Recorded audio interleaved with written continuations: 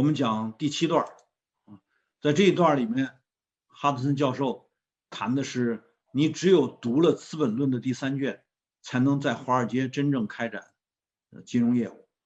因为他自己呢是在大通曼哈顿这个大型的金融机构工作的时候，他才真正了解了国际金融经济的运作方式。这个国际经济的运作方式不是我们没读3卷，没读《资本论》3卷你如果只读了西方新自由主义时期的教科书，你是不可能真正了解华尔街是如何开展工作的。所以他在这个段落里面呢，会跟大家讨论经济租的金融化与国际剥削那他还说了另外一个他自己的亲身经历的事情。他说呢，他是怎么能让这格林斯潘被他解雇的。他作为一个年轻人去解雇了当时格林斯潘的这个工作团队。这是他只是说呢，用这个例子呢，其实说的是他当年如何在国际金融财团的内部来了解这个金融机构的在世界上的运行。So basically, working for Chase Manhattan is how I learned how the international economy worked. It was not what I had learned in school getting my PhD. There was nothing there. The gunboats do not play a role in foreign trade theory or in international financial theory. Targeted assassinations do not play a role. But I learned very quickly that that's what it's all about. I was a liaison with similar economic research heads in other banks. And I was pleasantly surprised to find out that they were all Marxists. And we sat around one evening and said, why is this? And I said, well, obviously, who understands capitalism? Marx's book was called Capital. It's about capitalism. And we understand capitalism. If you go to a business school, and study academic economics, it's all public relations for how making other countries rich make you poor, how rent-seeking makes you rich, how billionaires make their income by helping society grow, not exploiting them. As Marxists, we knew what exploitation was all about. And business school says there's no such thing as exploitation. Well, if you don't know there's exploitation, how can you explain how the economy works and how can you understand international diplomacy? Obviously, you can't. And I remember one evening we would meet in Sapporo Noodle Shop, a Japanese noodle shop, to discuss that week's news, financial news. One evening we were all discussing volume 3 of Capital. And I think I've said this in other places before, and we just broke out laughing and say, imagine, here we are, the economists doing the research and all the nitty-gritty for the big banks, and here we're all looking at volume 3 of Capital, which somehow was not taught in any of the economics courses that gave us the credentials that got us our job. So you need something besides academic credentials in order to know how the world works. And that's why the people who hired me after Wall Street was Herman Kahn at the Hudson Institute to advise the Defense Department and national security agencies and the White House on how imperialism worked. They actually needed Marxists to explain to them how imperialism worked, to use it as a how to do it book. And they stopped looking at Marx's writing and Lenin as a banned book. They said, well, this is really the how to do it book. Let's see how it works. Oh, now we understand what we're doing. We were just doing it intuitively. There's actually a science to imperialism. There's no question that's more important for China right now, because the question is, how are you going to keep your housing prices low? If China had let American banks come in, American banks would have lent more and more money to home buyers in China.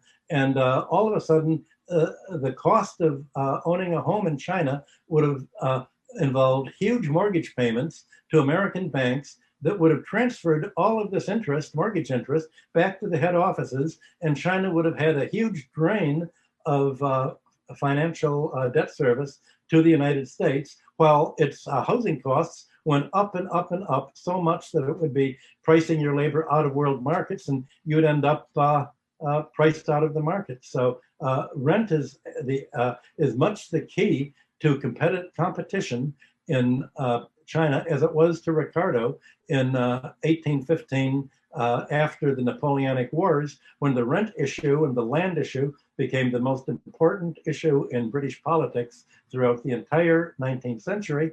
And classical economics basically was created on how to analyze rent as unearned income, and by extension, mineral rents and monopoly rents as an application of whether income is earned or unearned. And that became, Marx used this as the basis for his analysis of rent and finance in volumes 2 and 3 of Capital, and became the basis of Marx's treating of industrial capitalist profits as a kind of rent extraction of capital from labor. So the land issue became, you're right, that when I do get to that, that will be the key to the economic theory that I'm relying on. And what we're doing in these lectures is to describe the phenomenon of international exploitation and how it's mainly financial. And then we go over how this came into being, essentially by financializing economic rent, by democratizing land ownership on credit, and how the financial capitalism became an imperialistic dynamic that is what is threatening the world. It all comes from what began as rent grabbing in England 200 years ago. Well, as part of my oil study, we had to figure out how the American oil industry benefited from its affiliates in Europe. It's refineries that the American companies owned in Europe, the distribution companies, all of the gas stations with SO. SO meant Standard Oil, SO. So my job was to look at the American statistics. They thought that they'd hire a consultant to do the European studies. And that was Alan Greenspan. The study basically at Chase was funded by Standard Oil of New Jersey and Ciccone, Standard Oil Company of New York.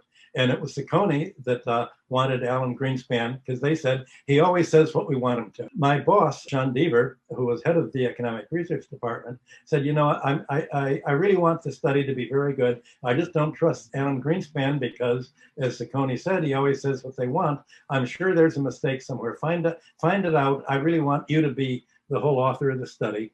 So I spent a few days going over all of his figures, and I found one of the things that makes oil refineries tax exempt is depreciation. You're able to not only make a profit on your capital, when you invest, you're able to recapture the actual capital that you expense, that you write down. And the depreciation laws of Europe are very different from those in the United States that were written essentially to favor the real estate interests. So I found out that what Greenspan had done was just copy the US depreciation and assume that it was the same for Europe. I could tell that I did a chart, and charting it visually showed me the same. I was told, well, you know, he's faked the figures, go and fire him. So I walked over, and Rockefeller and Deaver said, well, you know, I can't fire him because then he's an Ayn Rand person. He's sort of filled with hatred. He'll badmouth, you know, he'll attack me. I don't want to be attacked, but nobody's going to attack you because you're a nobody. You're only 25 years old. You know, nobody knows who you are. He wants to attack big people.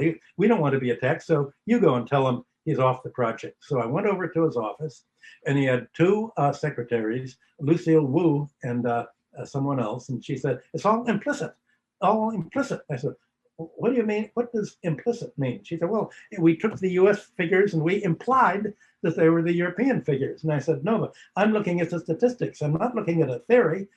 She's all about theory.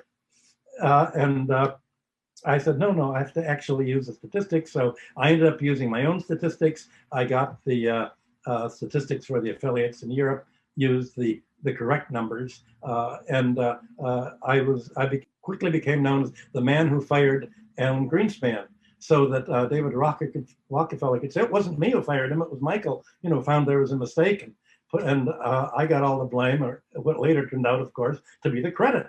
So on the day that Greenspan left the Federal Reserve Board, the BBC interviewed me and had the quote of the day on its site, "After me, the deluge, Alan Greenspan." That was how I characterized him. And I got sort of notorious for that. And it didn't hurt my career one bit.